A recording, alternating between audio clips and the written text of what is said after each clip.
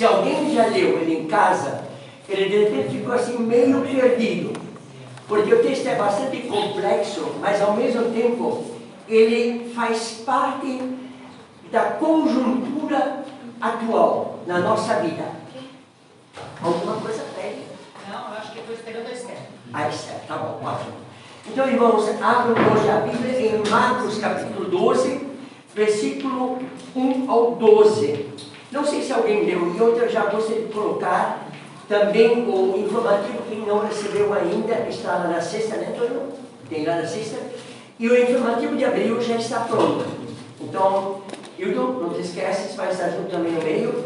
Mas abril já está pronto, nós vamos estar juntos novamente na Páscoa.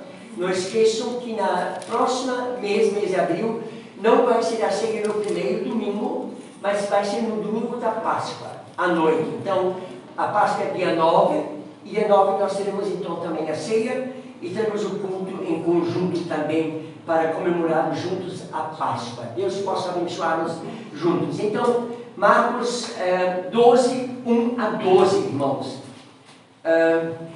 É um texto bastante complexo, mas ele tem a ver hoje conosco, nos dias de hoje, na história do que nós podemos viver. E eu passo a ler o texto hoje à noite, antes de nós entrarmos na introdução.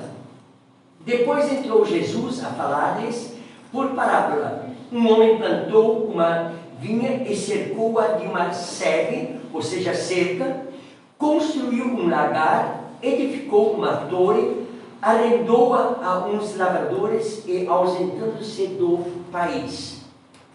No tempo da colheita, enviou um servo aos lavradores para que recebesse deles dos frutos da vinha. Eles, porém, o agarraram, espancaram e o despacharam vazio. De novo lhes enviou outro servo e eles o esbofetearam na cabeça e o insultaram. Ainda outro lhes mandou, e a este mataram muitos, ou com muitos muros, ou outros lhes enviou, e dos quais espancaram uns, o mataram, e outros os despacharam vazios. Restava-lhes ainda seu filho, amado, e esse lhe enviou por fim, dizendo: respeitarão o meu filho. Mas os tais lavradores disseram entre si: este é o herdeiro. Ora, vamos matá-lo, a herança será nossa. E agarrando-o, mataram-no e o atiraram para fora da vinha. Que fará, pois, o dono da vinha?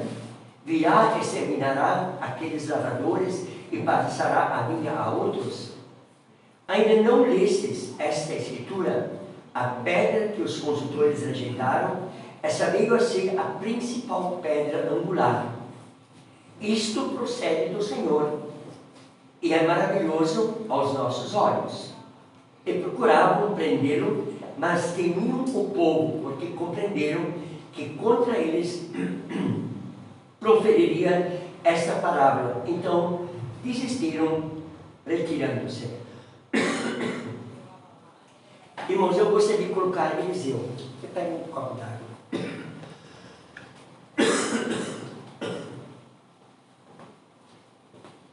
Calma.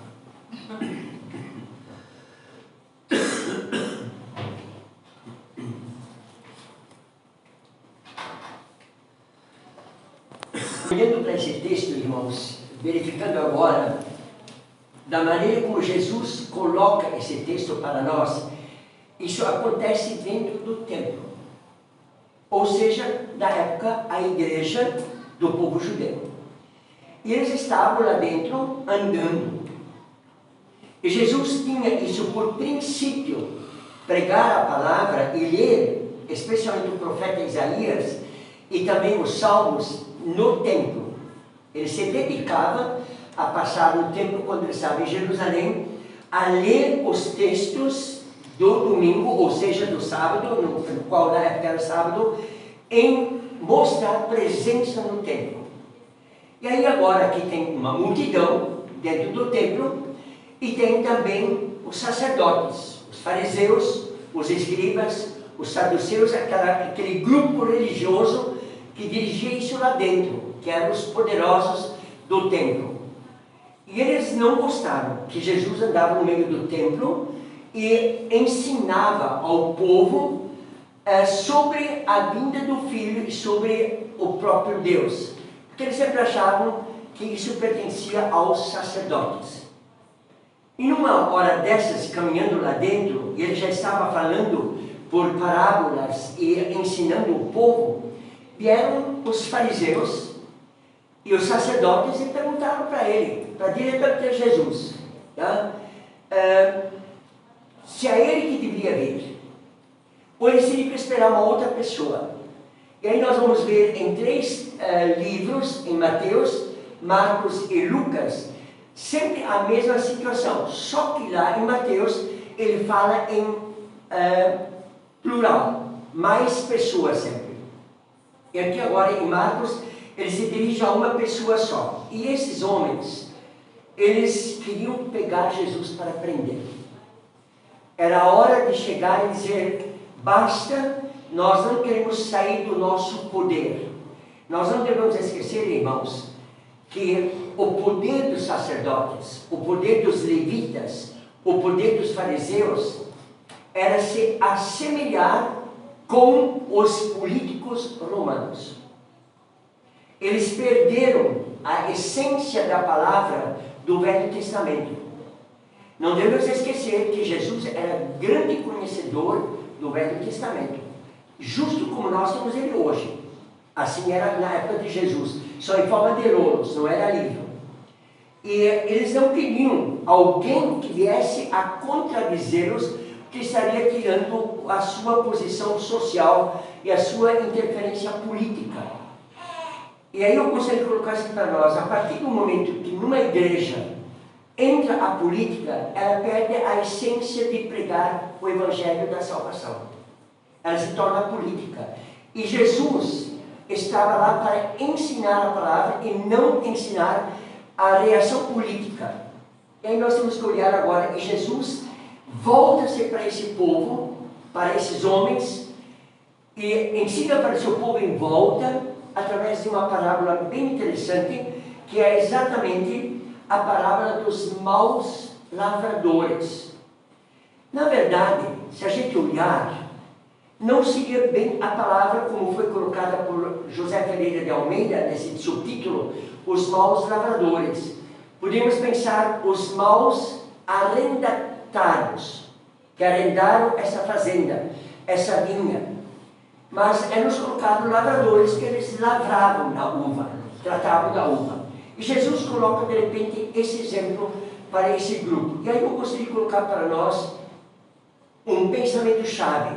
O pensamento-chave seria: o herdeiro foi morto, a vinha continua. O herdeiro foi morto. Quando o fazendeiro achou, mas eu vou mandar meu filho, aí a ideia dos homens foi diferente: vamos matá-lo, que nós vamos receber a herança. Irmãos, tem muitos hoje da mesma forma. Muitos. Eles procuram fazer, lavrar atas em cartórios para ficar com herança dos outros. Muitos. E nós temos um caso muito específico hoje na justiça, a questão da palavra uso capião. Uso capião é um direito para muitas pessoas, o justo, mas para muitas pessoas receber algo errado, como roubo, enganar os outros. E engana não só ao que eles fazem o capião, mas também enganam aos vizinhos que têm que assinar as escrituras. Então vejam bem, aqui agora Jesus, ele conta essa história, e aí a gente percebe dentro desse pensamento, o herdeiro é morto, mas a vinha continua. E para chegar a esse ponto, nós temos vários pensamentos. Esse viticultor, esse fazendeiro, ou seja, esse que agora tinha posses financeiras para elaborar uma vinha, ele prepara a vinha. Ele faz da vinha literalmente como se ele estivesse plantando a uva. se ele literalmente estivesse fazendo o vinho, ele literalmente tivesse os empregados em sua volta, ele se torna aqui exatamente um viticultor que não quer tirar o lucro só para si, mas ele também quer dividir o lucro para os outros. E aí ele pensa bem, eu vou fazer a vinha completa. Eu vou construir cerca em volta dela, primeiro ele planta ela, ele cuida dela. Para você colher uva, literalmente, para fazer uma vinícola funcionar, ela leva mínimo de 5 a 8 anos para colher uma certa quantidade de uva e fazer vinho. E para ser uma boa vinha, mínimo 10 anos. Assim, mais ou menos, a gente pode verificar nas plantações de uva. Ela já produz antes, mas para ser forte leva seu tempo. E esse viticultor, ele planeja a vinha dele. Ele quer que dê sucesso.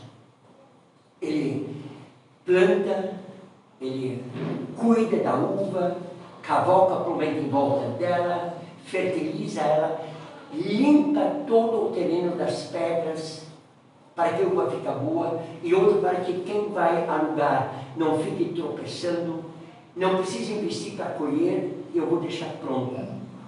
E aí ele coloca cerca em volta, ele constrói uma torre, que é uma torre de vigia, e ela fica normalmente, ela está no centro da vinícola, normalmente no centro. Pode ser em outros lugares, mas é no centro. Para duas coisas. Para não deixar os ladrões roubarem uva na época certa, e uma outra é para que possam vir as raposas, que são as maiores inimigas para uma vinícola. A raposa. Porque ela não come só um cacho e vai embora, ela mexe em todos eles. E estraga toda a uva. E pior de tudo ainda, ela é muito mal agradecida. Ela ainda urina nas uvas. E jamais você vai poder usar essa uva. Então o viticultor foi muito minucioso. E aí ele construiu um lagar.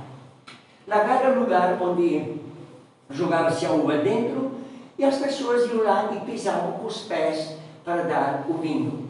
A gente está vendo agora na televisão, né, essa questão de turismo no Rio Grande do Sul, pequenos lagares, tambores pequenos, onde as pessoas podem lá dentro e pisar para sentir a experiência de fazer o vinho, o suco de uva. Tudo isso ele pensou. Por que ele pensou nisso? Porque ele confiava nas pessoas.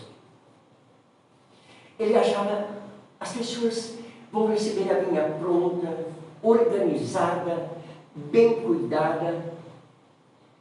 Eles não vão ser mal agradecidos. Eu deixei pronto. É quase como os pais muitas vezes deixam tudo pronto para os filhos. Vira e mexe, os pais estão nos asilos. Não é isso que está acontecendo muito hoje em dia? Os filhos já não têm mais condições de cuidar dos pais porque não querem. Então, vamos levá-los para o asilo. Lá tem pessoas que se preocupam com elas. E a gente diz, eles são tão bem tratados. Mas falta o amor lá dentro. Existe o amor, sim, mas o amor pelo salário. Tratam bem pelo salário. E esse viticultor, ele pensou, eu fiz algo bom. Eu vou encontrar pessoas boas, que têm capacidade, têm honras a dar pela viticultura que eles estão recebendo pronto. Mas aí, se nós olharmos como Jesus coloca para nós, as coisas foram para o avesso. Não deu certo, não foi o pensamento que esse viticultor tinha. E aí Jesus coloca para nós, e eu quero meditar com os irmãos, exatamente essa forma dessa lavoura que representa o povo de Israel. Mas eu gostaria de colocar isso não como o povo de Israel. Para mim, seria ótimo esse pensamento, porque eu venho dessa origem. Então, para mim, tudo fascina quando vem do povo de Israel. Mas nós sabemos que é um povo que está vivendo em momentos muito difíceis, por conta própria.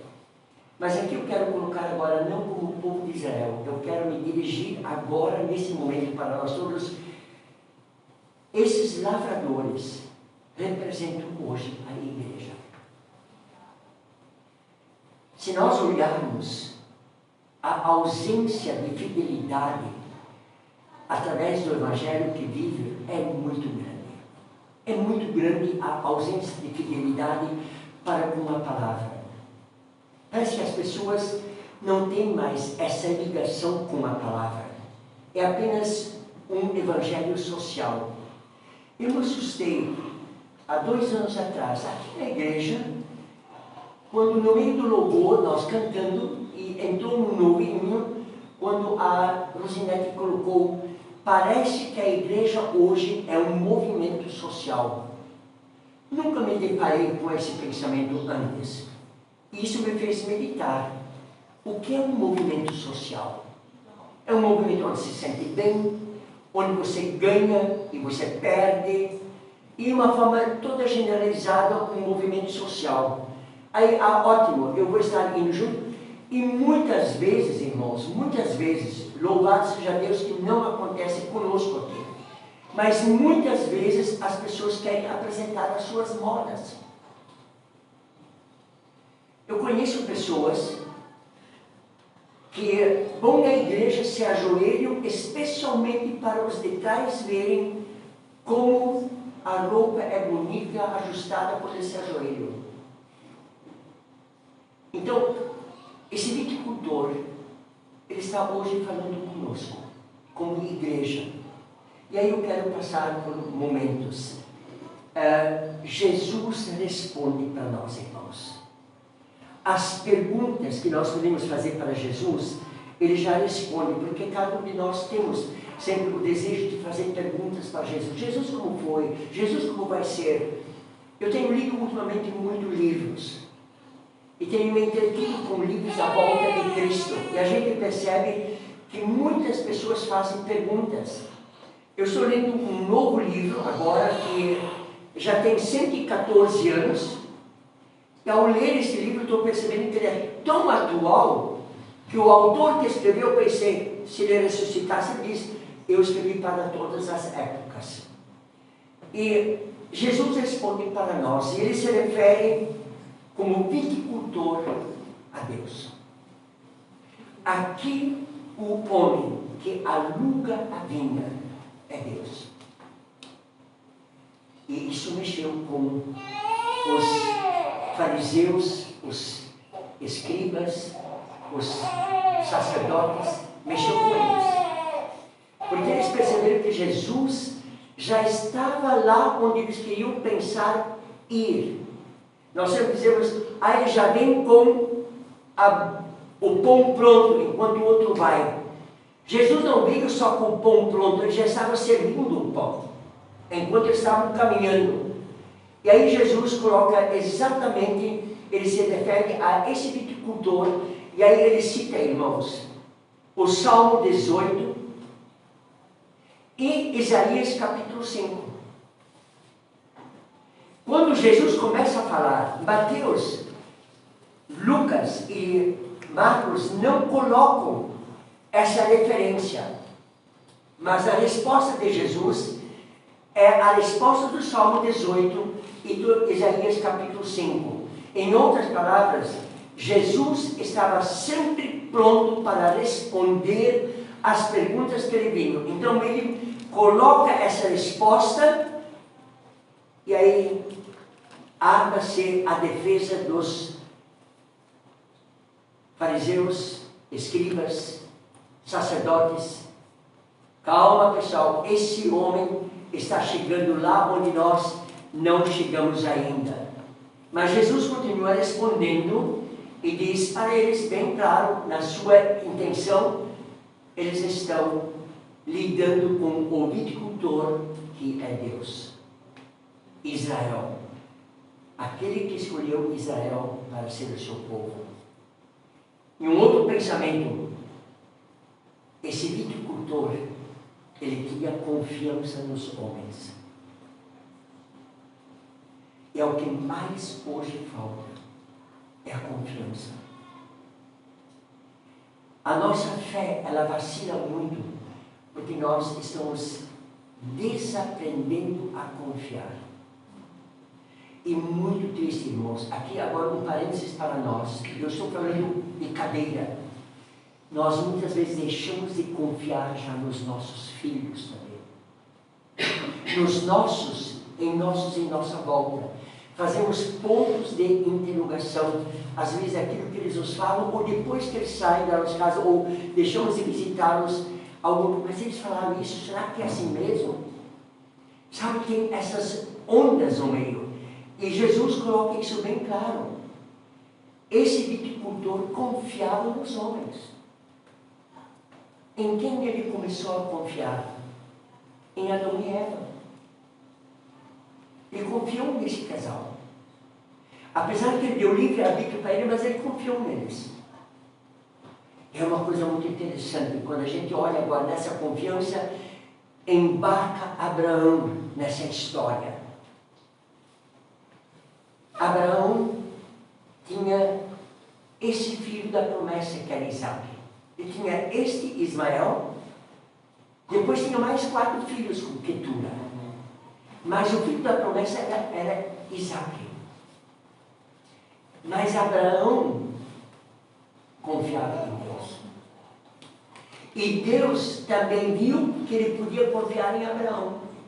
Mas mesmo assim colocou Abraão ainda à prova, para ver se ele vai realmente oferecer o seu filho em sacrifício. Então, esse viticultor, que representa a Deus, ele confia nos homens. Deus olhou e pensou, é a minha natureza. Irmãos e irmãs, quando você se olha no espelho, você está olhando a imagem de Deus. Eu citei ocasionalmente um exemplo de Wittmann do prefeito Nietzsche. Nietzsche era um homem simples, não tinha o 2º grau, mal o 1º grau completo, e se tornou prefeito, por confiança das pessoas. E como Wittmann era uma colônia de origem junto alemã-russa, ele foi convidado para a Alemanha num festival de maio. E na Europa toda eles erguem a árvore de maio. A árvore de maio. E aí ele trouxe essa ideia junto. Tudo bem, cada um com a sua maneira de loucura, ele trouxe junto. Algo jóia, de um lado. Mas quando ele estava na Alemanha, ele lembrou de seus 3.280 cidadãos de Wittmann. Cidade bem pequena. Na época eu vim da menor cidade de Santa Catarina e vim para a maior. Era um susto enorme. Só o bairro, ou seja, a rua do Arquichutro era maior do que toda a cidade de Wittmann. Mas essa cidade, com seus cidadãos, ele queria trazer um presente para todos. Porque ele confiava nos seus cidadãos. Porque eles colocaram ele na prefeitura. Aí ele não tinha dinheiro suficiente. Ele falou com o secretário das finanças e disse, Nietzsche, nós não temos dinheiro. Ah, mas nós podemos trazer um presente para eles. O pastor Moacir nos falou sobre um exemplo há tempos atrás, na terceira idade, quando o senhor estava junto e eu também junto. Revelou, ótimo, vamos fazer. Ele trouxe da Alemanha um cartucho muito bonito, feito de tricô, crochê, com flores, ornamentado. E aí cada cidadão que veio para a prefeitura, ele disse, ó, esse é o presente que eu trouxe para você da Alemanha. Eu lembrei de você na Alemanha. Eu trouxe esse presente. Abri o saco, olhavam dentro, ele sorriu. O que tinha dentro desse saco? Um espelho. E eles olhavam para o espelho, ele lembrou de nós, como nós somos olhados no espelho. E Deus olha para nós na sua imagem. Nós somos essa imagem de Deus. Ele nos criou com esse amor, para ser semelhante a Ele, sentir o que Ele sente, a sua paciência. Eles eram para trazer frutos para mim, não deram, mandou o seu empregado para recolher o que lhe cabia por direito. Esse viticultor tinha paciência, ele não foi pessoalmente lá, porque ele sabia que aquelas pessoas que ele estava mandando eram pessoas de confiança. E Deus deu o amor à igreja porque Ele confia naqueles que Ele criou. Irmãos, nós não estamos aqui por um acaso. Nós estamos aqui porque Ele tem a paciência conosco. Ele correu atrás de nós com o seu amor. Ele veio atrás de nós com o seu perdão. Ele veio atrás de nós. Aonde estás? E aí, de repente, nós respondemos, eu me escondi porque eu estava com receio de ti, Deus, porque naquele dia eu orei e não estava certo. É Deus. Tinha essa paciência. E esta paciência, nesse viticultor, representa exatamente esse Deus que ama a sua imagem, aquele que Ele criou. Mas um outro pensamento é ser o seu julgamento. Por amar que Deus tem a nós, esse amor, Ele não se intimida em julgar. Nós, como pais, também não nos vamos intimidar em julgar. Eu vou usar Felipe, um momento em um exemplo. Posso, Felipe? O Felipe tem a alegria de não ter só um filho, mas ele tem 3. Mas para ser o pai, ele precisa julgar certo os 3 filhos, não só um. Esse relacionamento de pai não ser pai oficial representa exatamente o que Deus é para conosco. Eu amo a todos e eu vou julgar a todos. Isso Ele falou para esse povo lá do templo. Vocês estão aqui, mas eu estou olhando para fora. Eu estou olhando fora. Irmãos, isso no fundo, a palavra julgamento aqui quer dizer bem claro para nós. O Evangelho precisa ser levado adiante, para que todos possam passar do julgamento para a vida. Hoje à noite, o irmão Antônio colocou João 3,16. Mas Deus amou o mundo de tal maneira que deu o quê? Seu Filho unigênito, para que todo que nele crê não pereça, mas tenha o quê? A vida eterna. Perecer é ser julgado para o final. Então Deus está exatamente sendo colocado por Jesus como o Deus que julga. E um segundo pensamento, Jesus responde, o que são os homens?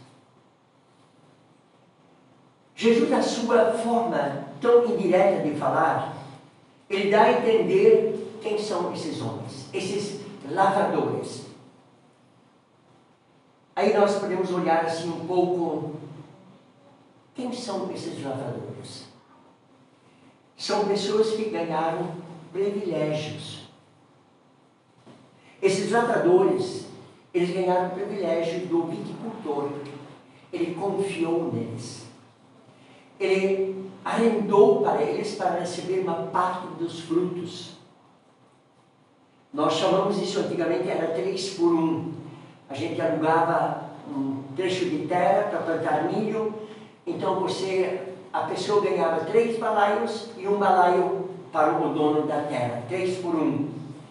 E assim foram as coisas. Se nós olharmos os nossos menonitas, especialmente a região de Bagé, lá para baixo do Rio Grande do Sul, a maior parte não planta mais. Eles arrendaram as suas terras para grandes fazendeiros. Eles tiram muito mais lucro arrendando a terra do que plantando. Porque eles não se preocupam com uma tempestade como saiu hoje, com ventania. Eles ganham deles. E não é arrendado em grãos, é arrendado em faz-me com dinheiro.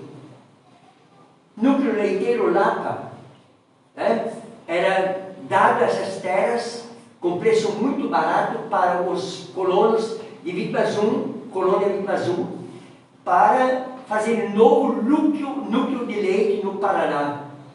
A maior parte não tem mais vaca de leite. Arrendaram as suas terras para plantar batatinha, plantar azevém para sementes, plantar o trevo, e eles ganham altos dinheiros, altos dinheiros. Então, o arrendatário, ele ganha às vezes muito mais do que o próprio que planta, porque ele não se preocupa com as tempestades. Então, Deus está colocando, ou seja, Jesus está colocando para nós, naquelas entrelinhas, Deus deu privilégio para o ser humano. Ele dá esse privilégio porque ele tem paciência. Ele tem paciência. E esse é exatamente o pensamento. Nesse privilégio que ele fornece às pessoas que estavam arrendando, ele também dá para essas pessoas a liberdade de ação.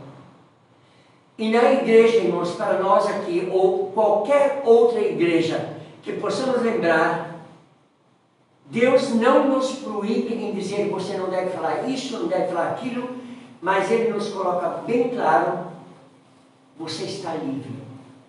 Se você agir na carne tu vai escolher. Se você agir no Espírito vai escolher. Irmãos, eu quero encaixar aqui uma palavra bastante perigosa para nós.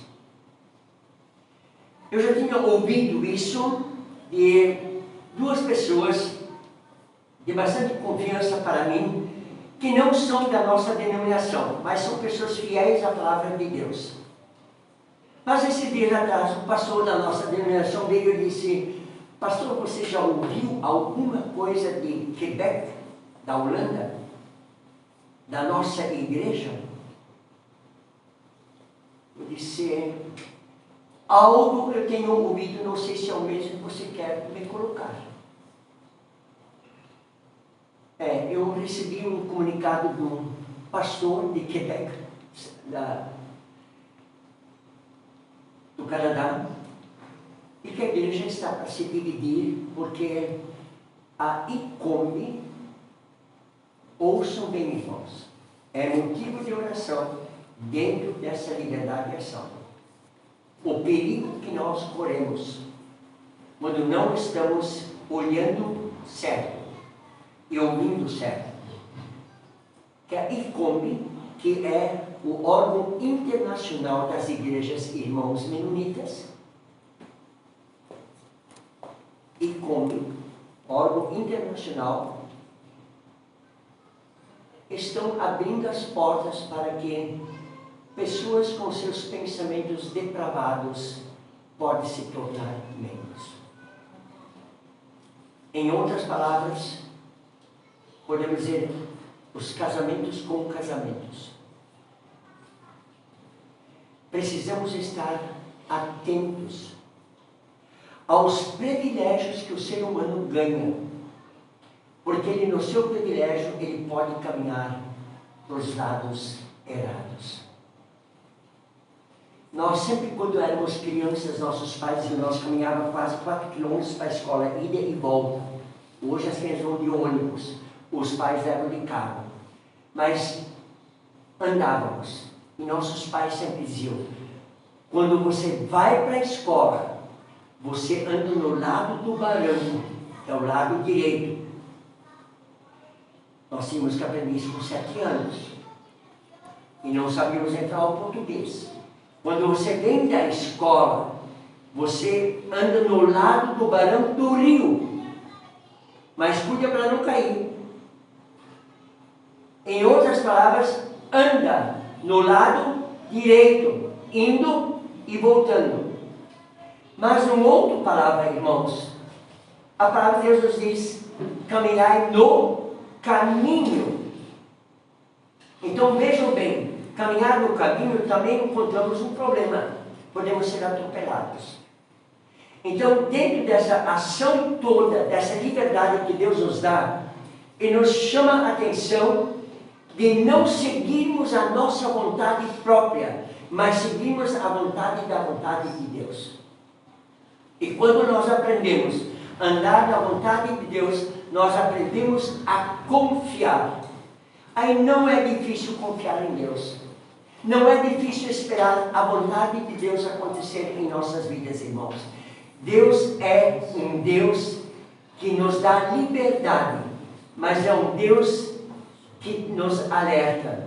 Não siga a tua vontade, porque essa tua vontade pode levar a um desastre. Aí um outro pensamento para nós, a sua responsabilidade. Deus criou o homem, Deus deu essa linha para os lavradores, para terem uma responsabilidade, produzir e devolver o que é de certo para o dono. E aí, irmãos, gostaria de colocar uma palavra que nós todos já conhecemos. Muitos querem a bênção, mas não querem o abençoador. Muitos querem crer em Jesus, o Filho de Deus, mas não querem ter esse Filho, Jesus, Filho de Deus, como seu Senhor e Salvador. É impressionante como o ser humano, ele age com uma responsabilidade irresponsável pelo seu dia de amanhã. Ele quer que Deus cuide dele. Deus é para cuidar da nossa família. E eu quero citar o exemplo da irmã Edith de Blumenau. Há muitos anos. A irmã Edith precisa de nossas orações. Já está falhando o seu rim total.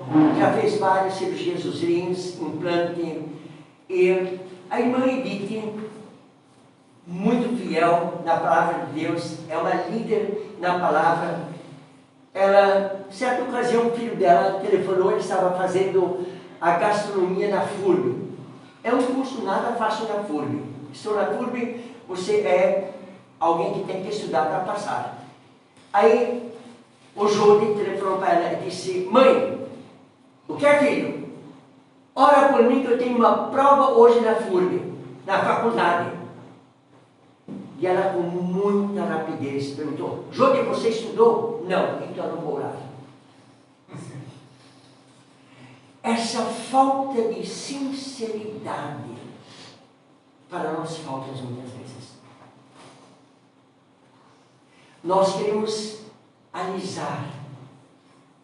É tão bom. Não vou orar. E ela usou isso bem claro como exemplo na igreja. E a igreja acordou quando ela falou isso. A mãe dizer: não vou orar, porque você não estudou. Eu estou fazendo Deus de palhaço.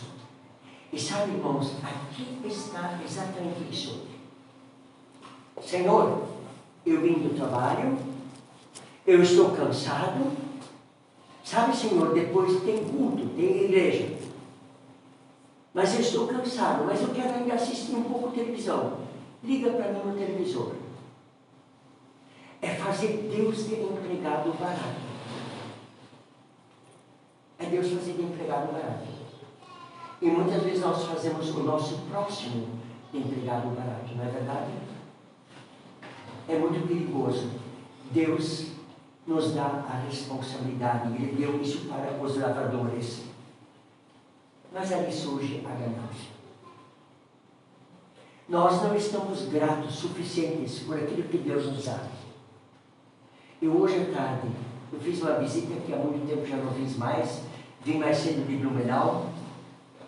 E fui lá nos fundos da estrada Blumenau fazer uma visita. E esse nosso colega está em profunda depressão. Algo que não se conhecia dessa pessoa. Emagreceu muito. Parecia que ele estava dando a minha mão para emagrecer junto comigo. Aí ele me disse: pastor, eu estou com falta de lítio. vocês sabem, o problema de lítio é sério. Quem tem esse problema precisa tomar constantemente remédios que deixam ele mais animado, mais para cima, e estão sempre com a tormenta de suicídio. É triste. E aí eu coloquei para ele: pare de querer ganhar dinheiro. Você não está em condições de querer ganhar dinheiro. Aprenda a viver com o que você ganha. Essa é a grande dificuldade hoje, irmãos. É querer ganhar mais do que você precisa e ficar doente por essa razão. E você luta para ganhar, a ganância é muito grande. E estes lavradores, eles queriam ganhar mais, eles queriam ganhar aquilo que pertencia a quem? Ao dono. E isso é um perigo muito grande também numa indústria. Nós sabemos isso, a ganância. Então, Deus está colocando através de Jesus essa ganância. A ganância, ela gera egoísmo. E egoísmo elimina o seu próximo. Se você quer terminar com amizades, seja egoísta. Mas lembre que o seu egoísmo te afasta de Deus também. E esses homens reconheceram. E um outro pensamento para terminarmos aos poucos. Cristo responde como mediador a estes homens. Irmão e irmã, nós temos Cristo como mediador na nossa vida diante de Deus. Temos como mediador. E Ele responde como mediador. Ele dá o direito para nós. Ele nos dá o direito de sermos filhos seus. Ele nos dá o direito de sermos o filho do dono da vinícola. E olhando para esse lado, esse direito, ele nos coloca isso exatamente no texto, quando ele chega a enviar o Filho único para ele, lá para os lavradores. Esse Filho único, ele foi lá por amor ainda ao seu Pai e com a esperança de que esses lavradores pudessem reverter. Aqui nenhuma vez aparece que Jesus vem inculpar esses homens lá dentro do templo, na igreja da época, em dizer: vocês são culpados, vocês são essas pessoas que mataram esses homens da vinha. Quem eram esses homens da vinha que foram mortos? Os profetas no Velho Testamento, os sacerdotes, as calúnias contra os servos de Deus, mas acabaram de recentemente ter matado a João Batista. É isso que Jesus estava colocando. Ele, mesmo assim, ele dá o direito ainda da pessoa voltar e ter um outro começo. Um começo que valeria a pena para a eternidade. E o término do pensamento é seu sacrifício consciente e voluntário.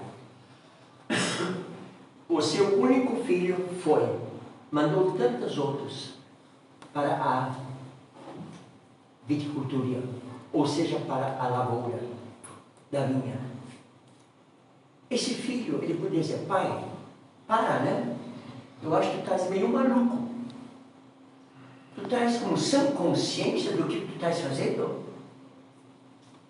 Mataram o primeiro, mandaram embora vazio, machucaram ele, mandasse o outro servo teu, acabaram matando ele quase também, batendo muito, mandasse um terceiro, ele foi morto, matasse muitos outros, foram mortos. Pai, por favor, né? Eu sou teu filho. Olha para mim, eu sou o herdeiro. Tu vais me mandar lá para aquela vinha, aonde tem maus lavradores, que querem isso como herança. Chega, né? Está na hora de tu pensar diferente. Aqui está o ponto culminante do voluntário de Jesus. Eu vou. Sabendo o que ia acontecer. Eu vou. Irmãos, esse é o convite que Deus faz para nós. Você vai ser o meu filho fora da igreja? Você vai ser o meu filho no emprego? Você vai ser o meu filho em casa? Você vai ser o meu filho na obra? Você vai ser o meu filho no trabalho, na sociedade? É isso que está nos sendo apresentado. Eu vou. Irmãos e irmãs, com esse eu vou de Jesus, aceitado de forma voluntária, Ele fez isso por ti e também fez isso por mim. Ele foi de uma forma tão voluntária, vindo ao mundo para pregar o Evangelho para nós, onde Ele diz, eu sou o bom pastor, e o bom pastor dá a sua vida pelas ovelhas. E nós somos as ovelhas de Jesus. E por essas ovelhas, Ele deu a vida. Por isso Ele é o bom pastor. Por isso Ele diz para o dono da vinha, mesmo que mataram os outros profetas, eu estou indo. Irmãos e irmãs, nós somos as pessoas que temos que ir adiante. Nós somos as pessoas que temos que dizer para o outro, não dizer para ele, Deus te ama. É dizer para o outro, eu amo a Deus. Para ele perceber que nós, você, eu, estamos envolvidos nesta vinha.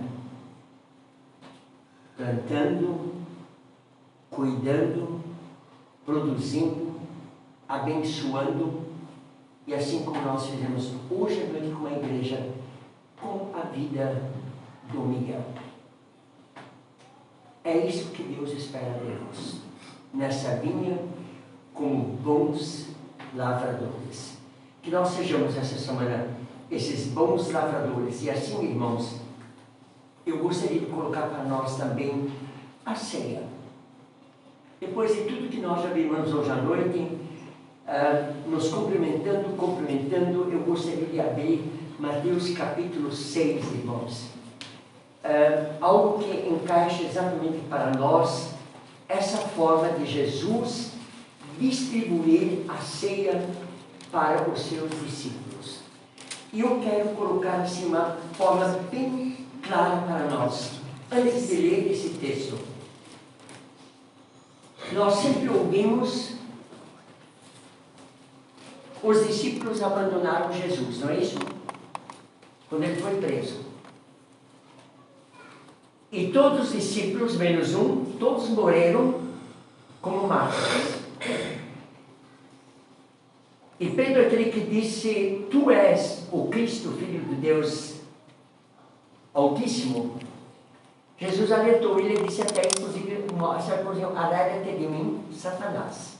Jesus foi bem incisivo nessa altura. Mas esse que disse que nunca vou te abandonar, mesmo que eu tenha que enfrentar a morte. Mas abandonou Jesus.